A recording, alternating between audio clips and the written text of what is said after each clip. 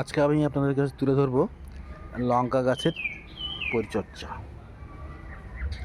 লঙ্কা গাছটা প্রচুর লঙ্কা হয়েছে। লঙ্কা গাছটা আমরা যখন কিছু লঙ্কা আমি পাকা লঙ্কা থেকে বীজ বার করে সেই বীজটা শুকিয়ে একটা ইয়েতে টবে লাগানো হয়েছিল। বীজটা পরে ফুটে বড় হয়েছে, তখন এইখানে বিভিন্ন লঙ্কা গাছের চারাগুলো লাগিয়েছি। চারাগুলো লাগানোর পরে লঙ্কা গাছগুলো পুরোর মধ্যে পরিচর্যা সঠিকভাবে করা হয়েছে।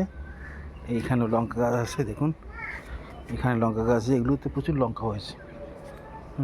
ভেতরে সঠিকভাবে পরিচর্যা করা হয়েছে, করার ফলে লঙ্কা গাছগুলো খুব সুন্দরভাবে বেড়ে উঠেছে এবং বেড়ে উঠে অনেক লঙ্কা তুলে নেওয়া হয়েছে।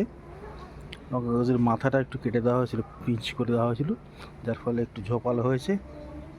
এটা তো অনেক বেশি ঝোপালো হয়েছে। এবং এর আগে মাটি মাটি কুপিয়ে সে মাটিতে পাতা পচা সার, খোলের গুঁড়ো, কিছু ডিএপি, কিছু ভার্মি কম্পোস্ট পরিমাণ মতো দেওয়া হয়েছে।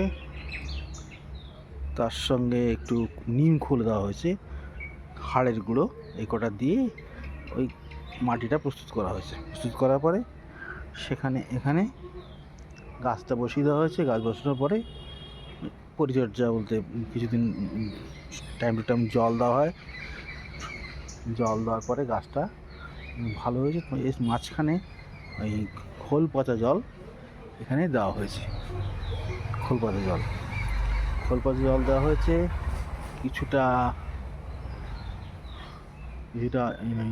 ডিএপি দেওয়া হয়েছে। এবং এরপরে একটা সময় এনপিকে 10-26-26ও দেওয়া হয়েছে। দেওয়ার ফলে গাছগুলোর এরকম সুন্দর চেহারা রয়েছে এবং তাতে লঙ্কা ভর্তি লঙ্কা হয়েছে, ভিতরে লঙ্কা হয়েছে। আমরা তুলেও নিয়েছি অনেক লঙ্কা। তো আমার মনে হয় এইভাবে যদি লঙ্কা পরিচর্যা করা হয় তাহলে প্রচুর লঙ্কা আমরা পেতে পারি।